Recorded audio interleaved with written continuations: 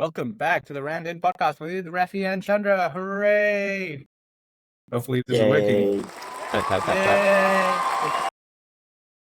Yay. Yay! Today we thought we would do a different kind of an episode since I'm in America and Chandra's been here before, which is comparing how Australia is different to the US. So before we start, Chandra, how are you?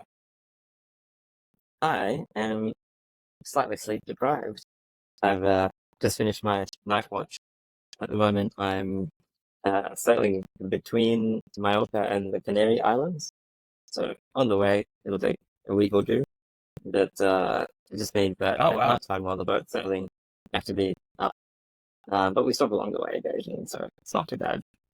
But yes, so been up, and now you can hopefully if you have video, you can see the light is just coming up. It's 6:45 here, where I am on the southern coast of Spain. Oh, What about nice. you? So you're What are you basically up to? sailing for 2 weeks straight?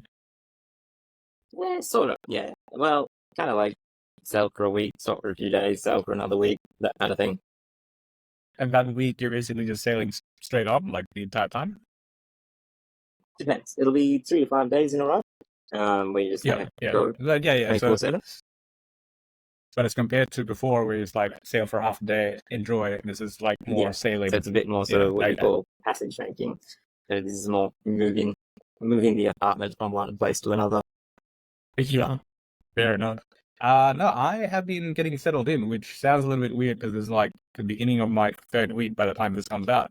And it was because the week that I landed, I did the absolute basics, like, found a grocery store, found the apartment, got a bike, so I could actually move Just for the around. bike. But the very next week, like on the Monday, Tuesday, there was a pre-med course for high school students for a week.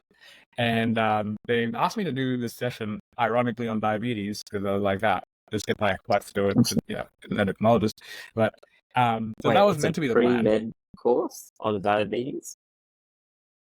Well, no, one of the sessions is on like common pathologies in medicine and diabetes, up there. But it's for high So do school you teach students, them and it's about just like why they should do startups instead of medicine? they did actually have a session by the guy who's the ML engineer for the lab on it, and he's done a few startups and exits and stuff. So, but anyway, so that was meant to be the plan. That was meant to be Wednesday, and I was meant to sort out stuff. But then every day basically became this thing like, oh, someone stopped out. Can you fill in? So first day was like, can you teach them? So they told me is like, oh, can you teach them how to do hand ties? And I'm like, oh man, I haven't done hand ties in forever. I do instrument ties with my CDCs and everything. Like it's just how you suture your central lines and other medical lines in, right?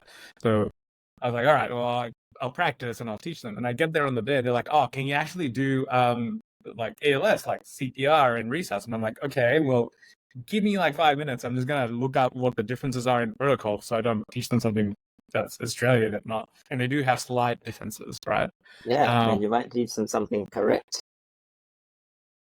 Like, it's not that it's incorrect. It's just like, like epinephrine. Like I know I'm going to say adrenaline, and I know that your cycles are probably going to be a little bit different to what we use. Wrong. They use lignocaine IV still. Well, it's not that it's wrong. It's like lignocaine is no longer in our protocol, right? So it's wrong because it's not our protocol, but it still works. It's just got simplified for us. Anyway, so I was looking that up, and they're like, actually, no, you are doing suturing, but now it's not hand ties, it's instruments. I'm like, and so they gave me, like a fake skin, right? And a fake skin has like all these cuts. One of them, I'm like, so the students are like, hey, when do you use this suture? Like, I don't. I'm an anesthetist. I don't suture these kind of wounds, but I'll show you these other techniques.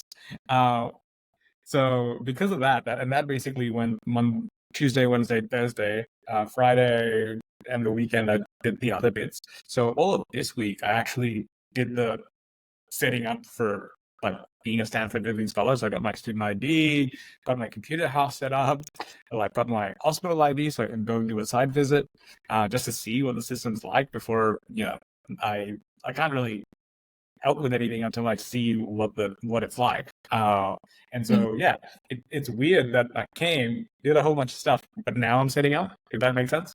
Yep. Yeah. So anyway, so that's what made me kind of Oh, stop and think and go, welcome to the US, I guess. yeah, What have you thank you. noticed while you're there? So I thought you were here for like 2 months, right? Mm. Yeah. So I just Yeah, thought there are I've got lots of some little little things and things that you notice, hey? yeah. Well, the very first thing I noticed when I actually moved into the apartment was the light switches are upside down, so I couldn't turn on anything because I'm like, um, It's broken. everything's yeah, it's broken because you push up to turn it on and down to turn it off, which is literally the opposite of Australia.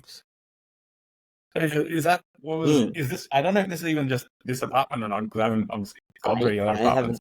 I maybe just didn't pay attention. That's also quite likely. Yeah, and then the other thing I noticed is that also for my apartment, it's not a physical light switch. It's like it's a built-in dimmer. So if you touch it, it goes on. But if you touch it twice, it just sets to this low dim. And yeah, it's Oh, like it took me a few days to figure out. Like, 'cause some days I'm like the other day I walked into the bathroom, like, why is it so dark? Like the lights are on. Like, am I getting cataract? And I realized I must have pressed it twice because it doesn't quite click in, and it just set it to this sort of dim glow, which is actually quite nice in the middle of the night because it's not blaring night light if you need to get up to go to the bathroom. But yeah. Then the other thing is like, yeah, I none of think the for me, PowerPoints have a switch. oh, right. Yeah, actually, that's a thing here as well. I think in Europe, I think maybe it's a Europe thing, but it's a definite. But I noticed like all my PowerPoint, there's no switch, which Yeah, aesthetically looks nice, but yeah, never really thought about that. And it's yeah. a slight I problem like, because I've got one for the kitchen for my induction stove, and I'm like, oh, it's quite annoying having to unplug and plug it in all the time. So instead now I've got a switch on the on a power stove. And that's how I turn it on more. I was just keep pulling it in, push it in, push it. So it's this yeah. it's one from IKEA. They're great. They're like 99 bucks. It's a great induction stove. But for some reason if you leave them turned on, every so often the fan on it spins up. I'm like, is it on? Is it off? Why is it making noise? It hasn't been cooked on for like 6 hours. So it needs to be Uh, switched off.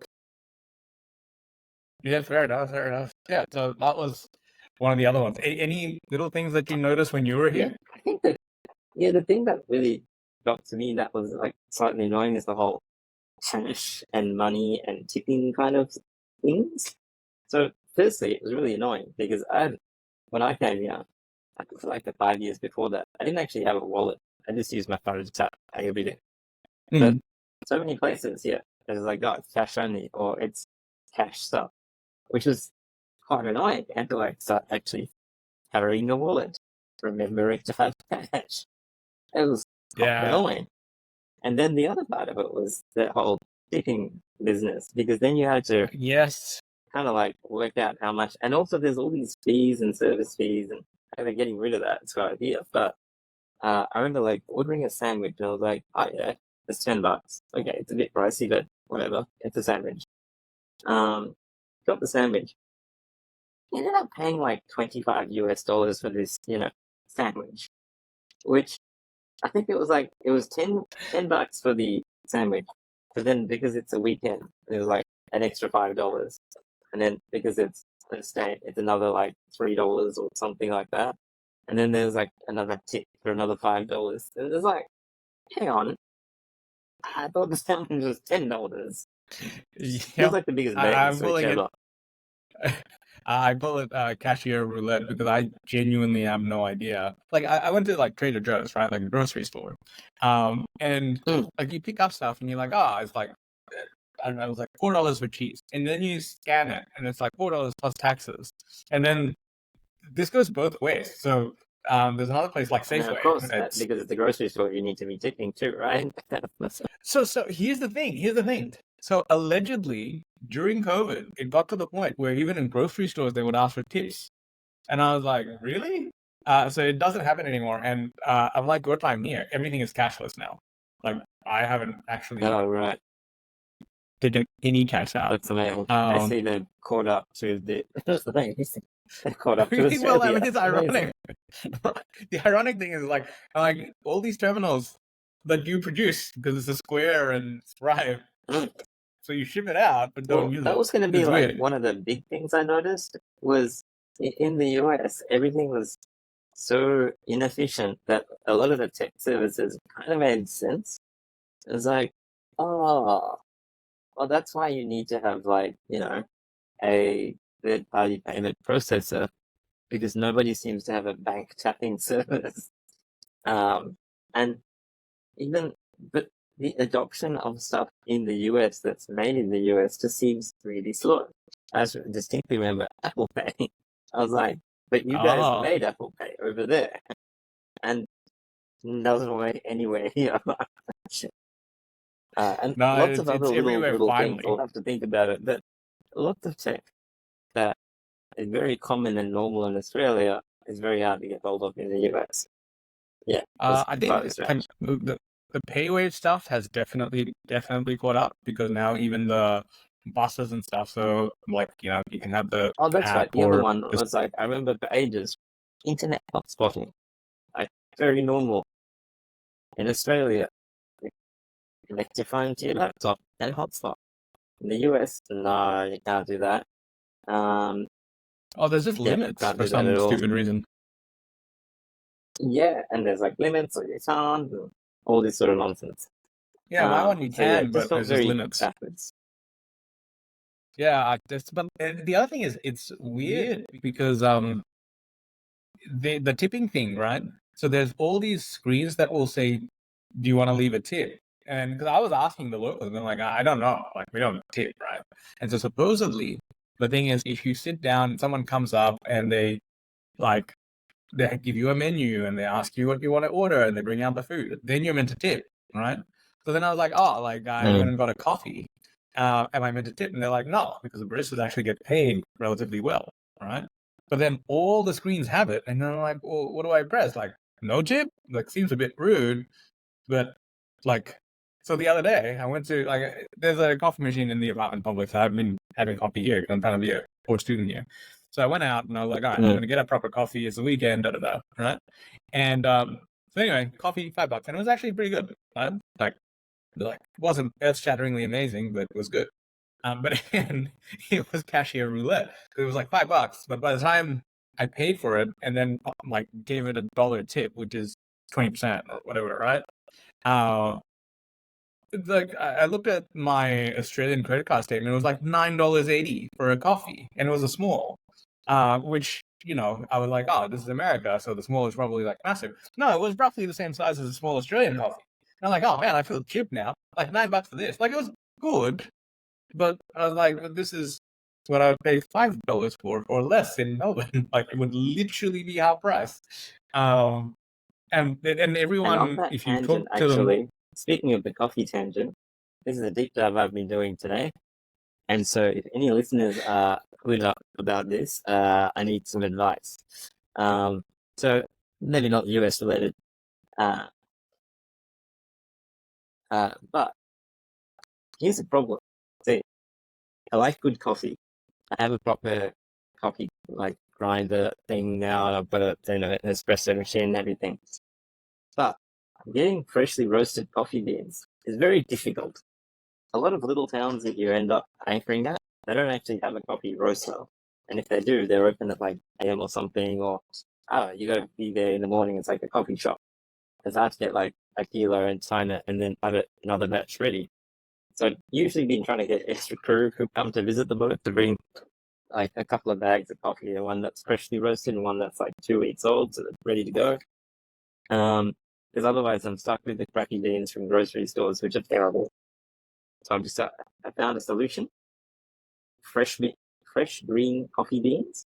They last for about a year when they're sealed. But that means now I need to start roasting my own coffee. So went down that rabbit hole.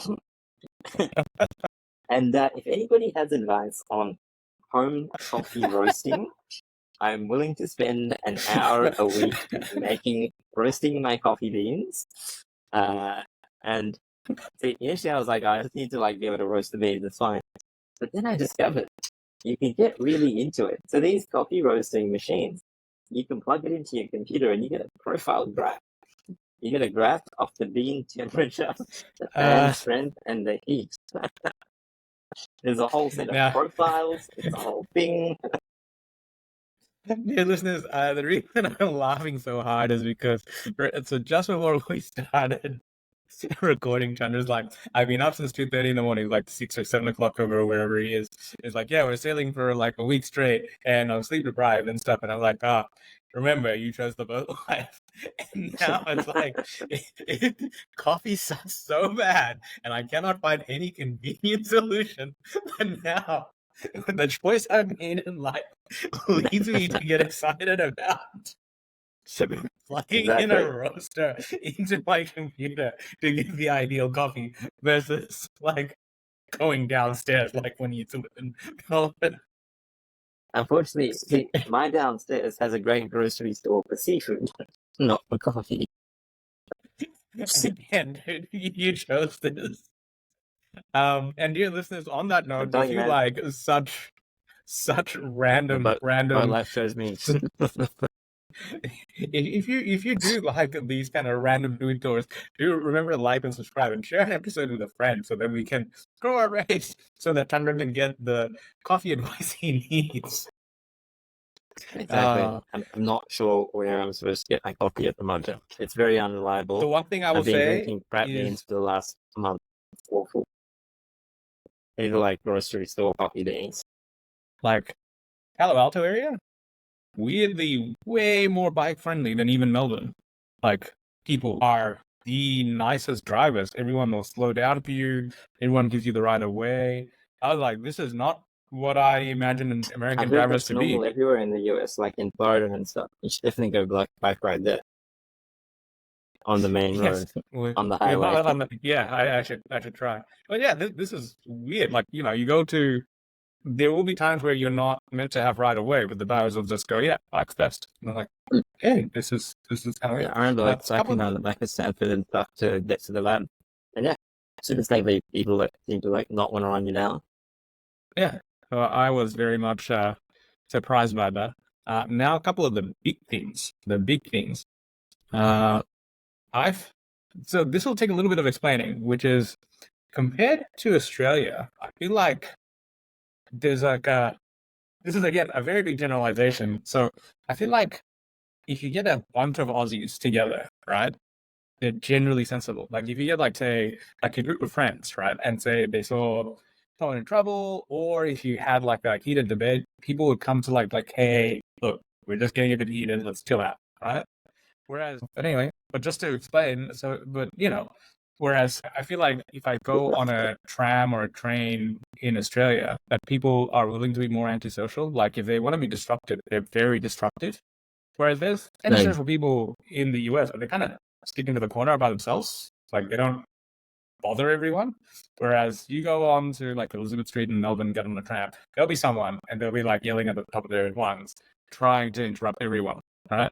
Whereas I think in the US, the opposite is true. Whereas like individually, most people are like really friendly and really nice and really helpful.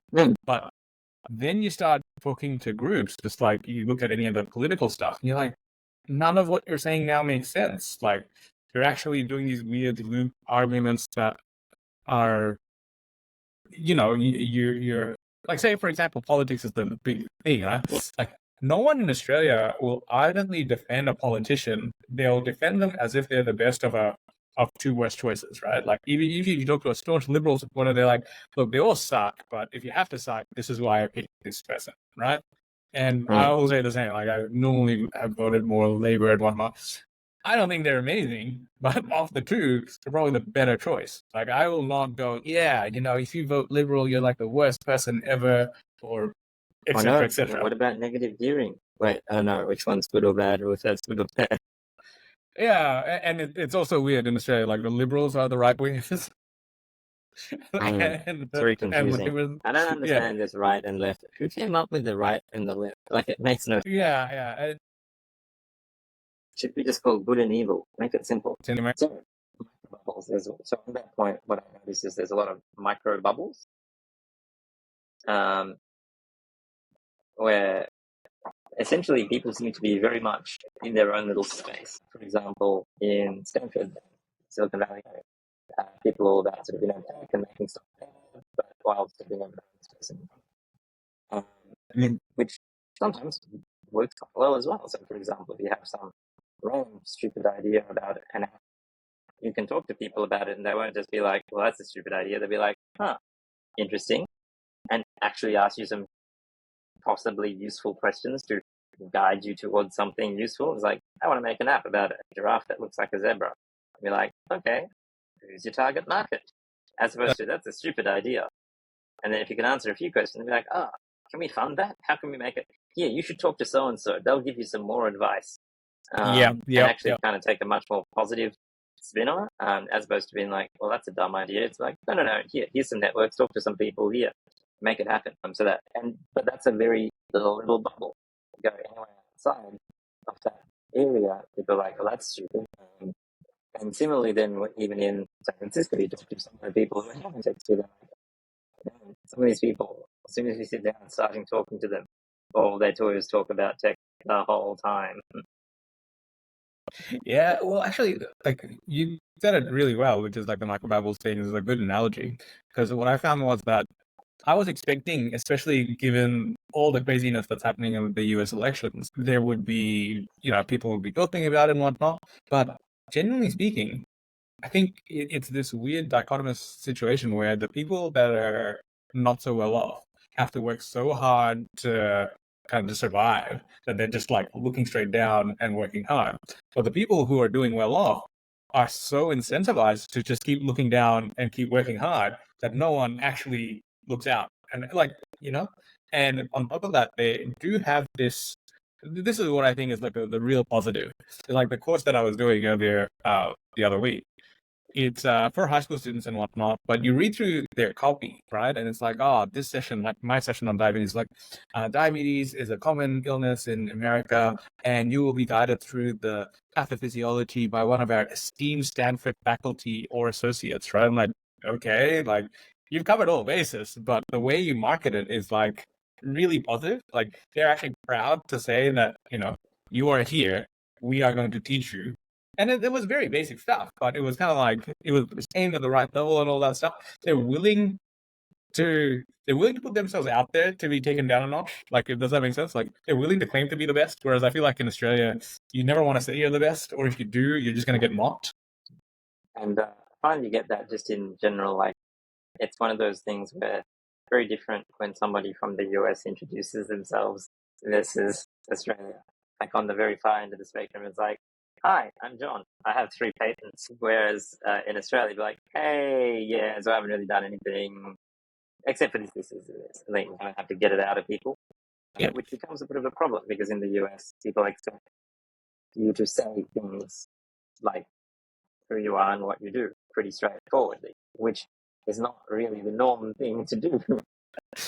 So during like the first chat I was having with the supervisor guy, I brought up JMTM and how like we were like the lead journal for the Health Summit. And he's like, "Is this one of those Australian things where you're like saying you haven't done much, but then you guys nearly got bought out by Johns Hopkins?" And like, well, I mean, it wasn't me. And like genuinely, the thing is, my honest response was, it wasn't me doing anything. It was your journal, you and Rahul, right? Still, everybody together. Yeah, but like, does that make sense? Like, it's not because I was trying to humble brag or anything. It was like genuinely, I was like, no, it's not me, it's someone else. Like but that's the normal Australian response. Whereas I reckon the American version would be like, yes, I don't know, don't they do the thing where like, I'm number 3 at JMTM, whatever that means. No, it's just at JMTM, full stop. But spinning things in a positive light. Yeah, which I think we just genuinely don't do. Almost to the point where it was interesting because again, this guy, like the supervisor dude, he's very much into like media as well as like AI and things like that. So I mentioned like say DaVinci Resolve, which is like a video editing platform, and he was like, Resolve? I'm like, no, Resolve. I look at the head office. It literally, I can look at it from my apartment. They're based in Melbourne. Like the reason it came out was because I can see it. And the same with Envato Marketplace, right? I was trying to tell them, like, we do actually have big stuff. We just don't talk about it so people don't think that we do big stuff in Australia. Like, did you know Envato is literally across the road from Elizabeth Street? Oh, there you go. Yeah. So anyway, so that was the other thing. So, and yeah, the best example I thought was like, like the Mark Cuban guy, like the guy who, like, I don't know, he's like this businessy dude. He used to have this sports streaming service that he sold to Yahoo for like $1 billion, and now he's like, what, a basketball company, does like Shark Tank things. But at one point, someone was like, "Hey, do you think you're the luckiest person or the whatever?" And he was like, "Yeah." And he's like, "Oh, really?" He's like, "Well, look, someone's got to be the luckiest, so it might as well be me, right?" Like, as in, so his thing was like, "Yeah, someone's got to have to be it. So, like, why wouldn't I want to be the luckiest? Like, even if I'm not, then yeah, I'm gonna aim for that." And they're okay with that. Whereas, I think the normal response is not that. And also, it's like failure is okay. It's like go try stuff. Yeah, tolerance of failure. Yeah, Tolerance of failure is different. But again, I like, think that's a bubble thing. In certain bubbles, it's well, fine. I don't. I'm pretty sure there's plenty of bubbles it's not fine. Yeah, so I think, like, there's obviously extremes on it, but I think the fact that you're allowed to try is very nice. Like, they don't, as you said, it could be a stupid idea, but they don't kill off stupid ideas because they're stupid. It's like, no, actually, talk to X, Y, and Z. Maybe you can turn your stupid idea into something really good. And that's been refreshing, actually, because even if I come up with like totally bullshit things, they're like, go talk to so and so and see if they have something similar, or maybe you can help with this project, or they can help you with this other thing. Just like you said. And I was like, that's refreshing that you get auto encouragement. So I can kind of see where their innovation and this kind of lead in X, Y, and Z, especially in new technologies, comes from. And I think it's, again, literally what you said, which is like micro bubbles. That's why it's like, they might invent stuff, but no one else in the US knows about it. So hence you have like Apple Pay that no one uses for a while.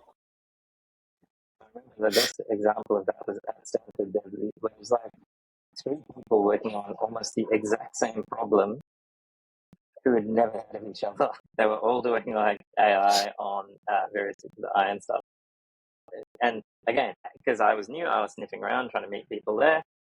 And I was like, "Oh, so you're doing the same thing as that guy?" And they're like, "Who's that?" Which is kind of cool because you just go and do your own thing, which allows for a bit of variety. Yeah. Which is good. Yeah. Well, that's true. I mean, it's kind of like, I think the invention of the light bulb as well. There was like, centralized, then it kind of doesn't really work as well. well, you all failed. Well, I think if you do it that way, then you only try the same obvious things.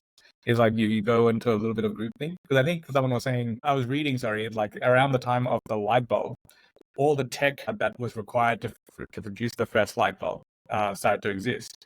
But there was 3 groups working on it. And because the problem with the light bulb was like, you have this wire filament that would burn if you apply the current through it in normal air. So then they were trying different gases and different elemental mixtures to see what would heat up and produce light, but wouldn't burn out straight away. So that was like, so there was literally people just reinforcing the fact that, they had different gases and different elements together to see which one worked. And one, I think that, who it was it Edison?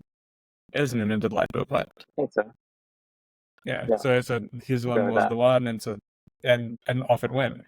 But it was the same with like DNA, right? Like DNA, there was multiple groups actually looking, and it was actually a competing group accidentally looking at one of the images from another competing groups, which made them figure out the helical structure. Because before that, they thought it was a different structure altogether. So there's always these things where, and even like flight, Wright brothers were just they were unlikely to win the race to aviation.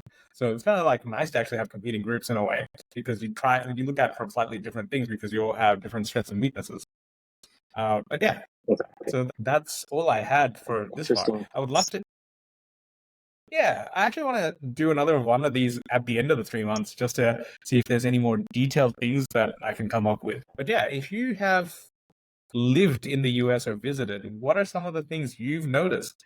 Give us a heads up so that we can explore it with a bit more experience. So if you have anything, let us know via the messages function on Spotify, or leave us a comment, or drop us an email. Yes. And more importantly, if you know anything about coffee roasting at home, All on a boat. Please leave a comment. Anything else to add? No, because my coffee's really bad. Wait, is this gonna work? On that note, we'll see you next time. Bye-bye. Bye. Come on.